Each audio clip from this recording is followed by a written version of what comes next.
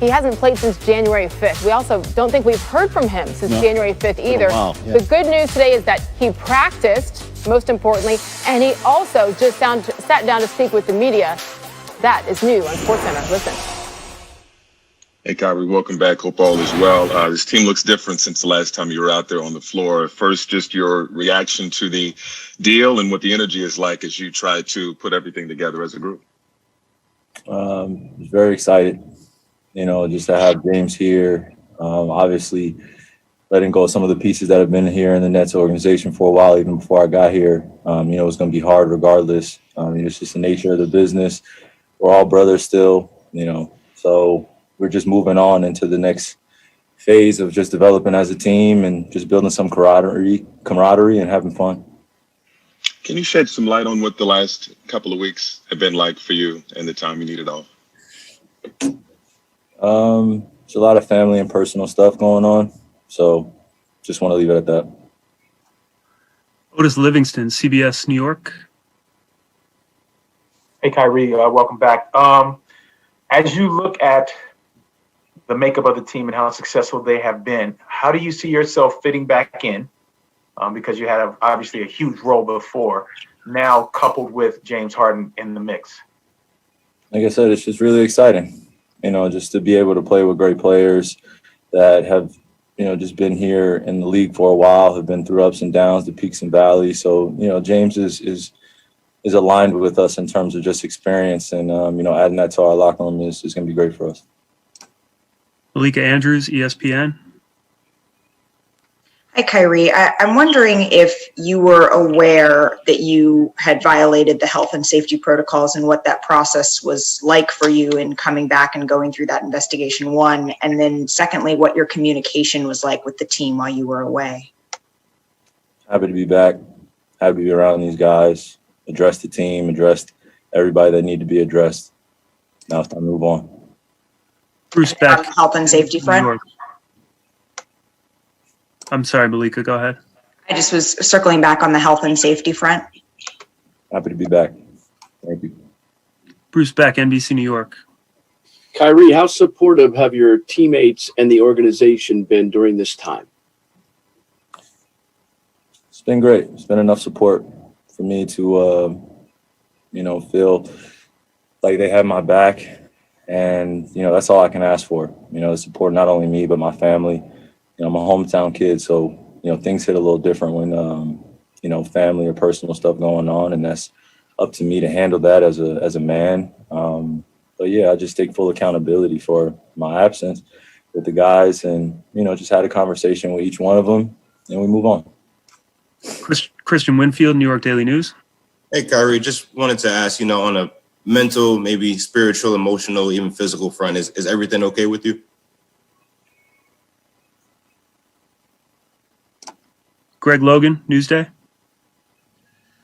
Kyrie, there was a report yesterday that you had purchased a house for George Floyd's family, which would be obviously a magnificent gesture. Can you confirm that and discuss what went into your thinking on that? It's a team effort. Just want to continue to fulfill our purpose in serving a lot of the underserved communities. Those don't necessarily get, the same attention from just others around. So just trying to do my part.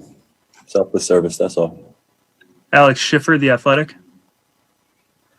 Hey, Kyrie, welcome back. While you were away, were you able to regularly work out? And if so, did you have access to a gym or was it home workouts? Just what was your conditioning like while you were away? No, it's just at home, man. Just working out. Brian Mahoney, Associated Press. Hey, Kyrie, a lot of stuff has obviously happened in the world the last couple of years.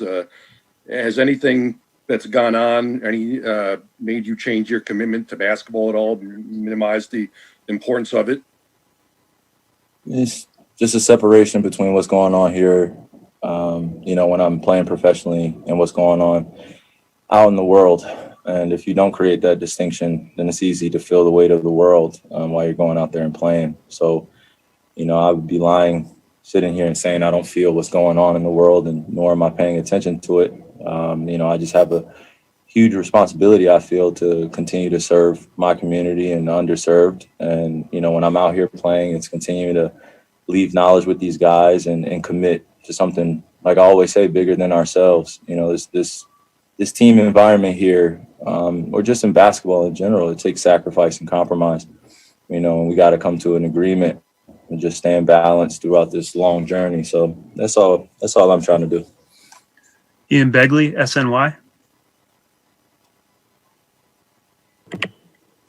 Hey, Kyrie, I know that, you know, you said that why you were out was a personal matter and you're just leaving it at that. But I'm just curious, like, for the net fan out there who, you know, was living and dying with you guys and wasn't sure why you were not playing and was frustrated by that, you know, would you have any explanation to that, those fans, that fan?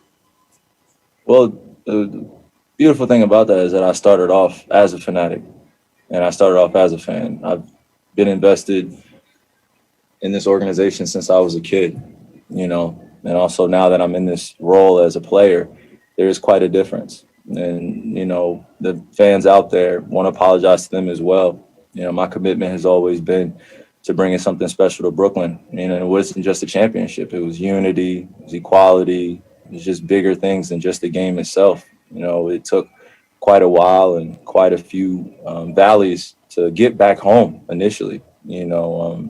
So for me, I'm just taking every day, you know, just being grateful, you know.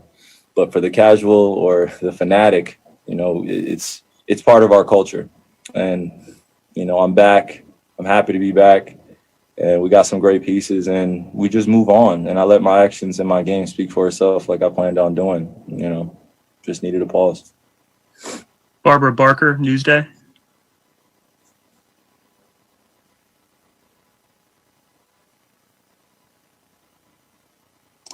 All right, we'll move on back to Greg Logan with Newsday.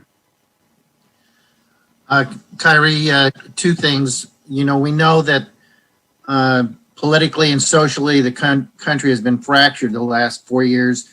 What do you hope happens after this inauguration tomorrow?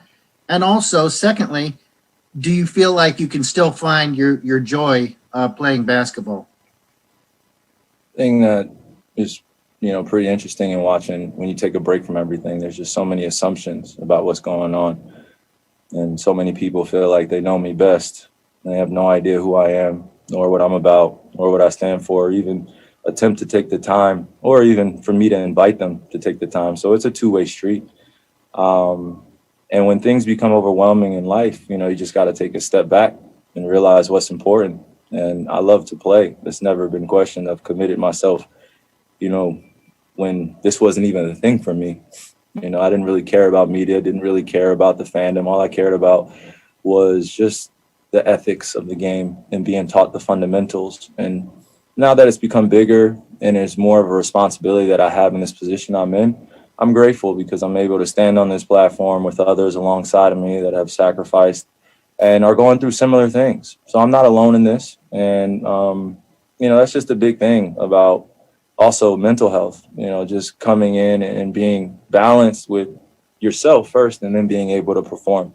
So, you know, with everything going on in the world, politically, socially, like I said, it's hard to ignore. I want to make changes daily. You know, there are so many oppressed communities, so many things going on that are bigger than just a ball going in the rim. So for me, I just, like I said, it's just the balance of it, of knowing I can delegate my responsibilities off the court to people that I'm surrounded around that are for the fight and are fighting behind the scenes and in front in the lines. And, you know, like I said, I'm not the only one that's fighting. So I'm grateful to unify with others. And that's all I've tried to do. And on the court, the same way, just play with a smile, leave something that I've felt very dear to my heart with this game. And then, you know, whatever my legacy is after that as a person, that's all I really care about. That's good. Fascinating. Many topics covered there with Kyrie Irving. Some answers he decided to give, not too much when it came to the violations of the COVID protocol rules, etc.